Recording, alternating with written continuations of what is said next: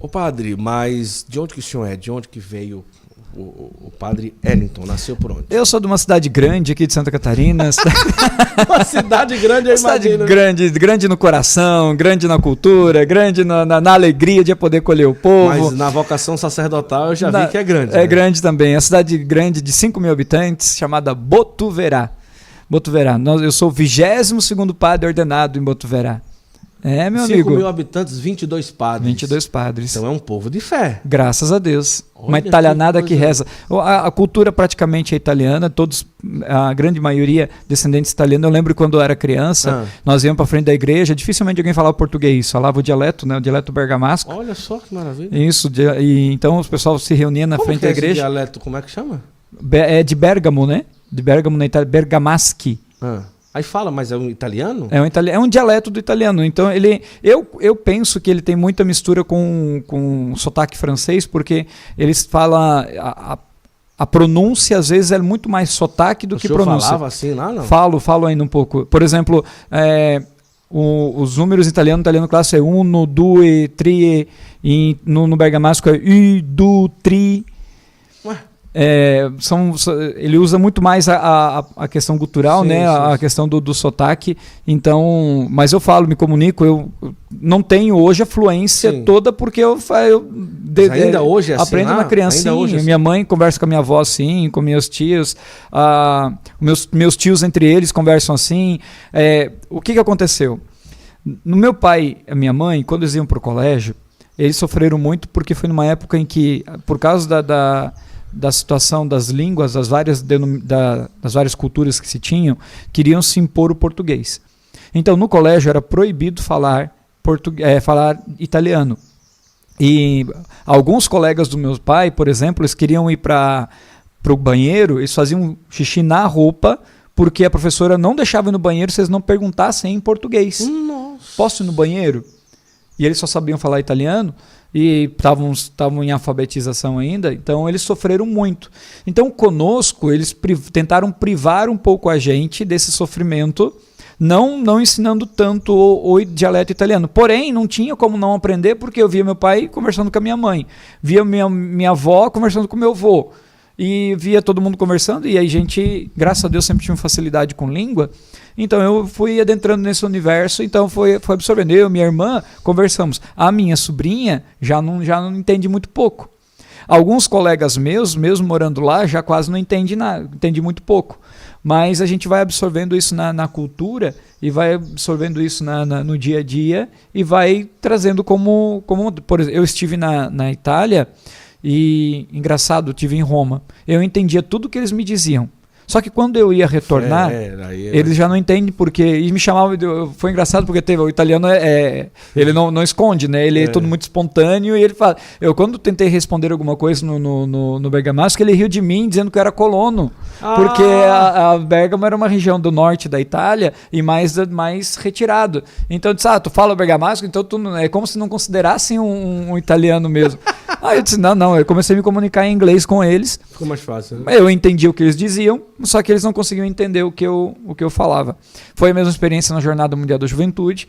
Então hoje o desafio de eu aprimorar o italiano clássico, que é que é a língua mãe na Itália praticamente, né? Família católica. Católica, tradicionalíssima católica, de respeitar muito os dias santos de guarda, de respeitar muito a catequese, as celebrações dominicais. Quantos irmãos? Tenho uma irmã mais nova, 2 anos, quase 3 anos mais nova do que eu. Já é casada também, graças a Deus. Tenho uma sobrinha, que é o meu xodó, né? Agora, como que foi a infância? Uma infância tranquila, sempre aplicado no colégio? Fiquei sabendo que foi cedo que o senhor entrou para o seminário. Como que foi? Foi. Eu entrei com 14 anos para o seminário. Meu Deus do céu. Eu estava num desafio muito grande de... O que aconteceu? Foi Mas já era coroinha? Já era dentro da igreja? Não, eu ia participar, eu gostava da catequese. Eu sempre gostei de estudar. Só que eu nunca assumi isso. Por quê? Porque, cara, como é que eu não queria ser chamado de CDF, não queria ser chamado porque tinha aquele no colégio sempre tinha, né, o pessoal que ficava no fundão, o que fazia? Pessoal Jogava na frente. bola? Cara, eu sempre fui muito sociável, graças a Deus, com todo mundo. Desde o pessoal do fundão, com o pessoal da frente, com o pessoal que tirava as notas melhores, eu sempre me envolvi com todo mundo. Só que eu sempre prezei, nisso eu acho que fui um pouquinho perfeccionista, porque eu disputava nota com as meninas na sala de aula. Sim. E hoje tem um livro chamado Criando Meninos, uma super indicação para quem quer falar de educação. Por exemplo, de lá ele diz que o sistema neural do menino, ele se forma de uma maneira diferente da menina. Por exemplo, se com 8 anos, não sei a idade correta agora, mas vamos dizer assim, se com 7 anos a pessoa entra na primeira série, o menino deveria entrar com 8. Por quê? Por causa do processo formativo sim. Do cérebro, né? Nós vamos entrando normal, porque diz que o menino ele tem um pouquinho mais, porque é o do tempo natural mesmo, sim. Não é por ser mais inteligente ou menos inteligente. É um processo natural de poder compreender as coisas, assimilar as coisas, porque é uma maneira diferente de assimilar as coisas. E eu disputava sempre nota com as meninas na sala de aula, porque sempre as meninas sempre se destacavam, sim, né? Sim. Sempre tiravam nota 10, eu disputava nota com elas, mas ao mesmo tempo estava brincando com o pessoal. Eu gostava de prestar atenção, então se a professora falasse, explicasse direitinho, em casa não precisava estudar muito. Chegar em casa eu já tinha absorvido aquilo que a matéria dizia e aí já estava tranquilo. Então eu sempre gostei de estudar. Então eu era aplicado na catequese, eu era aplicado nos lugares, então eu sempre entendia, gostava de estar por dentro desses assuntos. O que, por outro lado, me fez me acomodar um pouco às vezes, porque eu tinha uma boa memória, prestava atenção na sala de aula, então não avançava muito mais naquilo que às vezes precisava. Às vezes podia avançar, correr atrás, com curiosidade. E aí a gente às vezes se acomodava um pouco porque se garantia nessa questão. Mas a entrada né? no seminário já era desejo vocacional ou era talvez a visibilidade de uma oportunidade de estudar mais a fundo? Quando eu entrei no seminário eu não queria ser padre. 14 anos, né? Olha, eu imagino, pensa comigo. Porque ali 14 anos é uma oportunidade de estudar como interno. Pensa comigo. Botuverá é uma cidade pequena, 5 mil habitantes. Eu estudava num colégio público. Meu pai era mecânico, minha mãe trabalhava no supermercado. Então não tinha, eu nem sabia que existia naquela época possibilidade de um colégio particular. Meu pai, tenho 4 tio padres na família, 2 par de pai, 2 par de mãe, tios avós. Então, e vários ex-seminaristas na cidade. E todo mundo falava que quem ia para o seminário tinha uma boa educação, normalmente tinha uma boa profissão, normalmente tinha uma boa visibilidade social, se promovia. E outra coisa, tinha muita facilidade, saíam para morar de Botuverá. Meu sonho era morar na praia. Eu sempre gostei de praia, sempre fui apaixonado por praia. Então, desde criança, meu sonho era morar na praia. Que bom, vamos marcar, né? Opa! Eu sempre quis morar. E aí, assim, porque é um ambiente que eu gosto bastante. Apesar de morar aqui perto e muito pouco hoje, por causa da missão, a missão não permite, mas sempre fui apaixonado. E aí o que aconteceu? Foi um padre fazer uma promoção vocacional no colégio, eu lembro até hoje, na 7ª série, e ele falou da vocação e tudo mais, que ele me chamou a atenção e convidou a gente para fazer um estágio no seminário, que era o seminário de Corupá, aqui em Santa Catarina. E aí eu, naquela angústia, quando o Espírito Santo bate, eu acho, né? E aí, você quer ser padre? Se você quer ser padre, assina aqui sim. Aí para ir pro seminário, 14 anos, eu vou saber. Aí eu disse assim, o menino que estava do meu lado, só que eu estava com medo de fazer isso, ele era final de aula, ele queria saber de ir embora. Aí ele falou assim, porque se você marcar que você quer ser, nós vamos mandar para você, você vai lá conhecer, não significa que você vai entrar, mas você vai conhecer. Aí o menino jogou a folha dele para cima da minha, responde qualquer coisa e vai. E entrega para ele. Eu disse, mas posso responder qualquer coisa? Mas tu quer ir? Não. Eu disse, responde qualquer coisa aí. Ele foi meio assim. Aí então eu marquei na minha que eu queria, marquei na dele que ele queria também. Eu marquei o nome dele e foi. Aí passou, né? O padre foi embora e tal. E aí ficou daí um mês, chegou uma carta convidando para o estágio vocacional. No outro dia de manhã, o rapaz desesperado. Ei, o que você escreveu? O que você escreveu na minha carta? O que você escreveu no papel? Eu escrevi que você queria ser padre também. E aí? E aí ele ficou com vergonha de dizer não pro padre e ele foi fazer estágio comigo também, conheceu o seminário pelo menos. Nós fomos em 5 naquela vez, era o ano de 97. Deoniano, né? A gente Deoniano.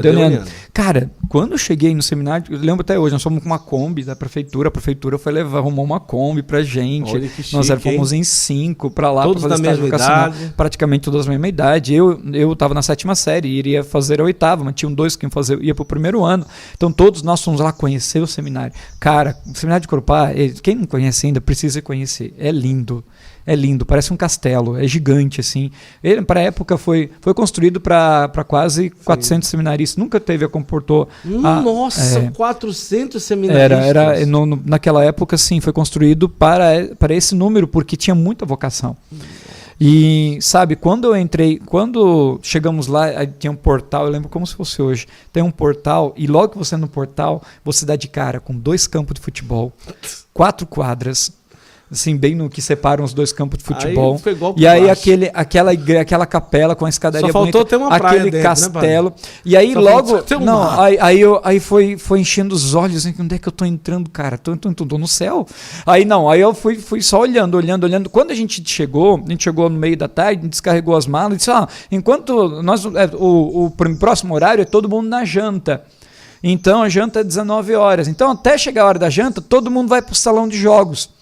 Cara, falaram que tinha um salão de jogos. Eu entrei no salão de jogos, era 4 mesas de sinuca, 3 de ping-pong, aquele pimbolim. Tinha aqui no sul é muito comum um jogo de peteleca, que são uns disquinhos que você... Pra baralho, eu disse, cara, eu tô no céu, velho. No outro dia, um menino de 14 anos, cara. O que ele quer? O que ele pensa, né? Podia tomar banho no rio. Minha mãe, meu Deus, quase não deixava ir pro rio nunca. E eu, o que eu mais queria tomar banho no rio. Aí o que eu vou fazer? Cara, eu tô no céu, aqui eu vou ficar. Voltei pra casa. Aí eu tinha umas coisas, claro que tinha que rezar também, né? Mas o que é rezar para aproveitar tudo isso, né? Então, aí, né?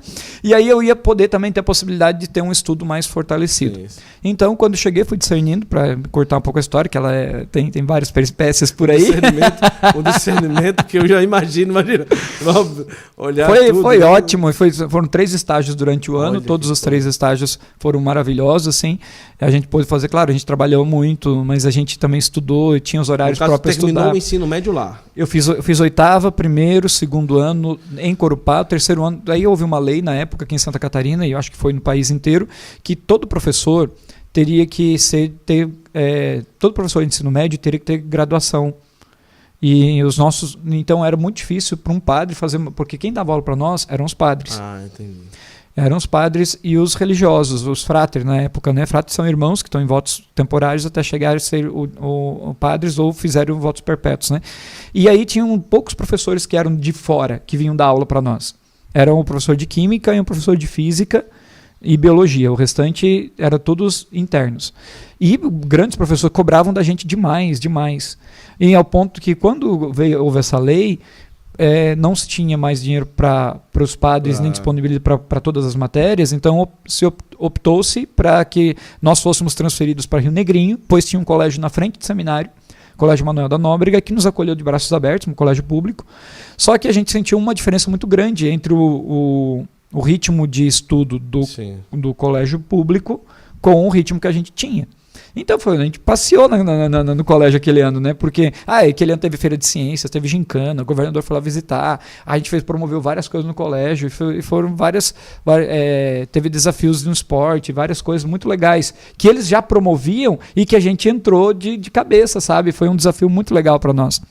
3º ano fiz lá, de lá fui para a filosofia em Brusque, 2 anos de filosofia. Até aí já começou a ficar sério, né, a coisa, né? Assim, ali em Brusque, que foi a chave de tudo na minha vocação. No primeiro ano de filosofia? No primeiro ano de filosofia. Por quê? No primeiro e no segundo. Por que aconteceu? Até então, eu era um menino de 14 anos que vivia em Botuverá com a minha mãe. Eu tive a oportunidade de conviver com meus amigos no seminário. Nós éramos 120 quando eu entrei no seminário. 120 seminaristas. O nosso dormitório, era uma sala grande, eram 60 camas, uma do lado da outra, que tinha um meio metro entre uma cama e outra praticamente. A sala de armários ficava do lado, banheiro comunitário, tudo assim, tudo com muito respeito, tudo com muito zelo, né? E o cuidado dos padres, cuidar de todo mundo. Então, tudo muito bem respeitoso, assim. Mas a gente acordava de uma... 60 camas. Uma do lado, eram 2 salas grandes, praticamente, com esse número de camas, assim, nos dormitórios. É como se fosse praticamente, não sei como é que é a realidade militar, mas todo mundo diz que é muito parecido com uma realidade militar. E aí, um armário para cada um, com 2 portas. Era uma porta para os cabides, outra porta para as prateleiras que você tinha para guardar suas coisas, que você usava durante o ano. E aí você deixava, e você era responsável. Daí então, você saía da cama, fazia sua higiene pessoal, já ia para a celebração, tinha tudo esquematizado, os horários prontos, todos os horários formatados. E nós éramos 120 naquele ano, que eu entrei em Corupá. Quando eu cheguei daí foram diminuindo as turmas.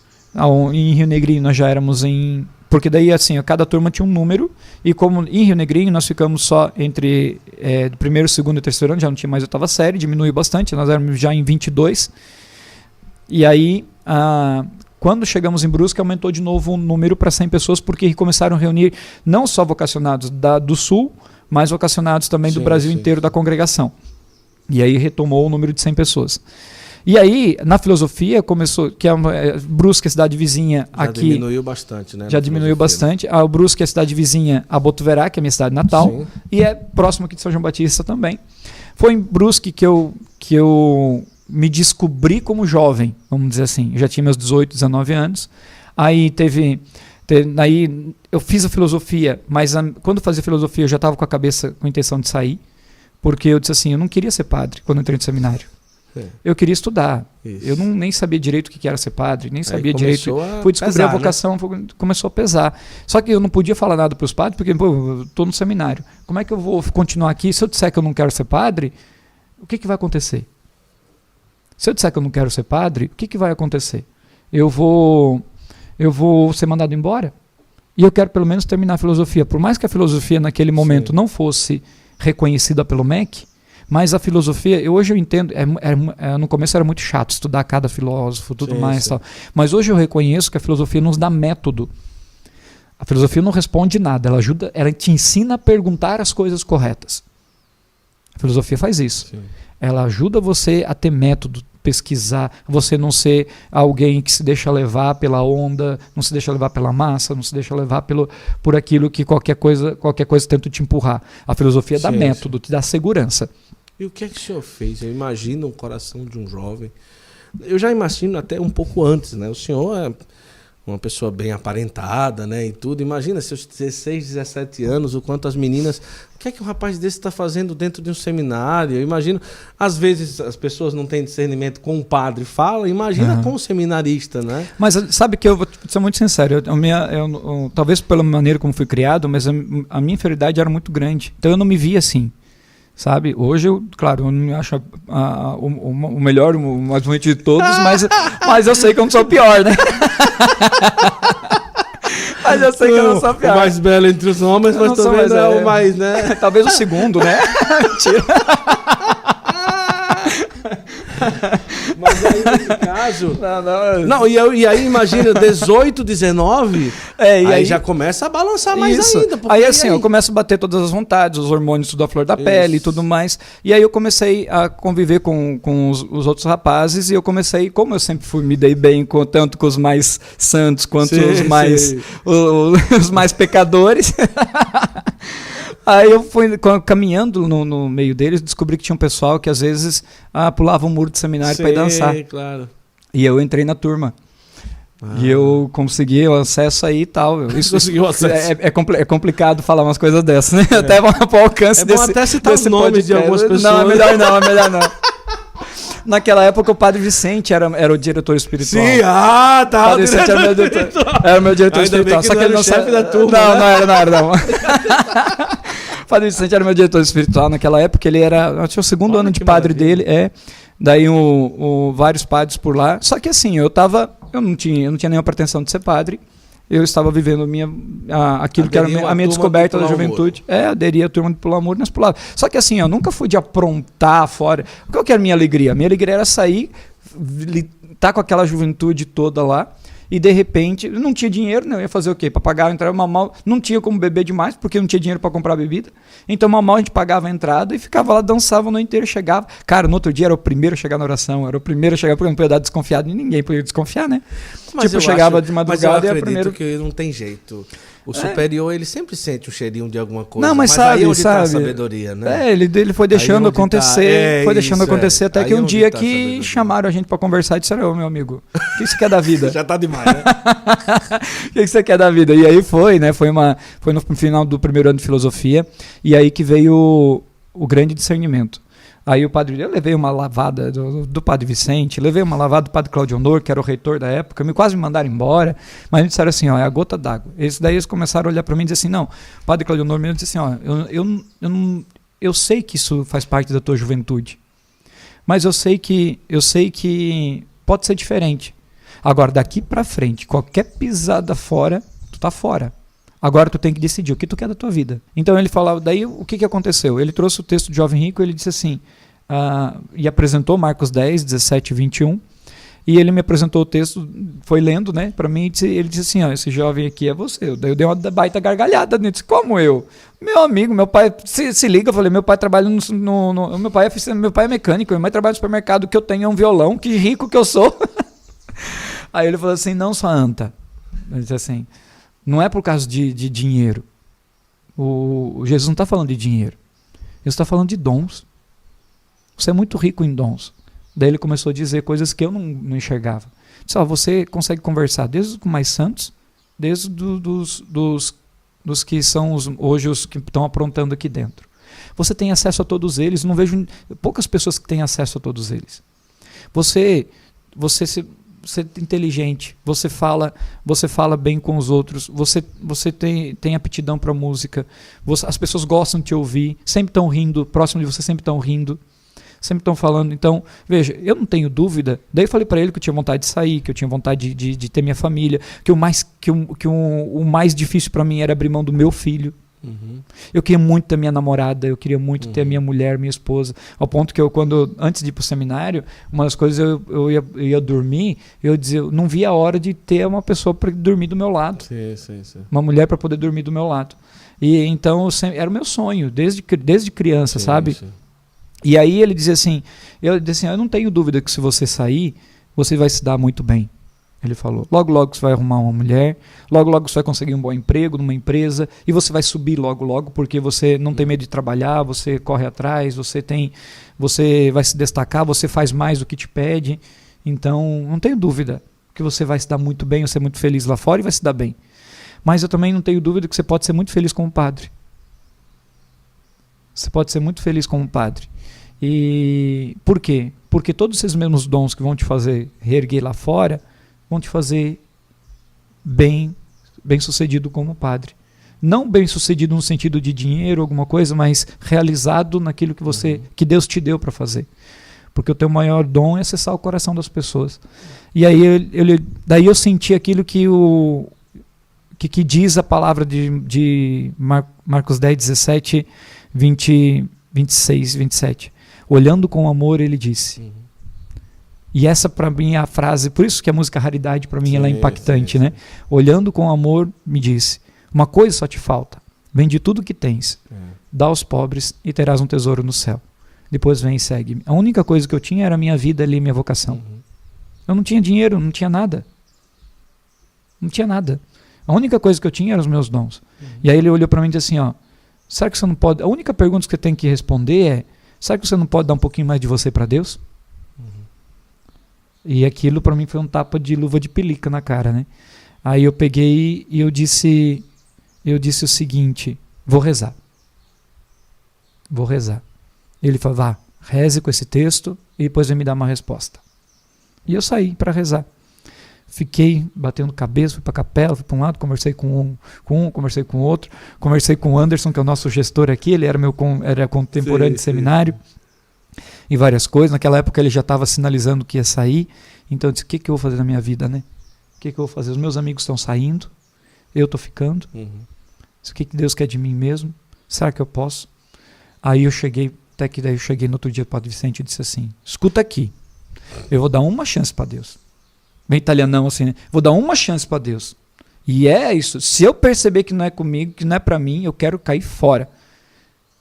Não vou ser no primeiro minuto, vou cair fora. Mas também agora ele vai ter que me convencer. Porque se ele não está me convencendo que é para ficar, tem que me convencer também que é para sair. Uhum. E aí eu decidi para o postulantado, noviciado. Foram anos dificílimos, porque eu podia usar qualquer desculpa para sair. Sim. Foram anos dificílimos, mas eu disse assim, eu tenho que ser sincero com o meu interior, não com os ganhos ou não ganhos. Vamos dizer assim, eu tenho que ser sincero comigo mesmo e não ceder à minha própria manipulação. Sim. Porque a gente vai muitas vezes me fugiu a palavra agora, não é comodidade, por aquilo que nos traz coisas boas, né, pelos nossos interesses. Eu não posso pelo meu interesse, tenho que ir por aquilo que vai realizar a minha vida. E eu entendi, e Deus já tinha colocado para mim que a realização da minha vida era me entregar. E aí eu me senti caindo do cavalo, como Paulo. Caindo do cavalo. E aí eu abracei então a vocação daquele momento em diante e eu fui vivendo. Ao ponto que a minha maior prova foi quando eu cheguei na teologia, estava no terceiro para o quarto ano, do segundo para o terceiro ano, meu pai foi acometido de um câncer e descobrimos no final de setembro, começo de outubro, e em janeiro ele faleceu. Foi muito rápido, tudo, ele morreu nos meus braços. Olha só. Morreu nos meus braços. E a experiência é linda.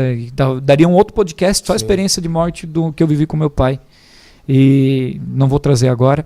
Mas assim, ele morreu nos meus braços e aí a experiência que eu vivi aí foi determinante para eu poder seguir adiante. Dizer assim, claro que minha mãe ia querer que eu voltasse para casa, minha irmã ia querer que eu voltasse para casa, porque seria uma segurança para elas. Eles apoiavam que o senhor fosse padre? Sim, sempre apoiaram. Sempre me deixaram muito livres. Mas acreditavam realmente? Olha, não sei se acreditavam muito não.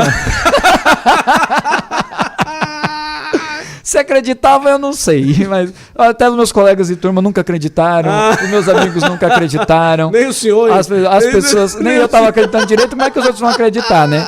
Mas deixa eu te contar uma coisa. Dos 120 que a gente entrou no seminário, e na 8ª série, eu sou o único. Nossa Senhora. Lá em Corupá, que permaneceu. E isso eu não falo com glória nenhuma, porque não é porque eles não tinham vocação. Sim. É porque talvez não tiveram as oportunidades que eu tive de acompanhamento. Sim. Isso fez a diferença. E claro, eu me abri ao acompanhamento. E isso faz toda a diferença, para poder entender a vocação. E isso hoje, poder recordar isso, é poder retomar um pouco da minha história. Quem sabe um dia, se Deus me der a graça, eu vou escrever sobre isso, para poder ser testemunho para tantos jovens que talvez estão passando pelas mesmas crises e pelas mesmas dificuldades, e mostrar que não é diferente, que há muita alegria em poder se entregar para o Senhor. Eu não me arrependo de nenhuma opção que eu fiz.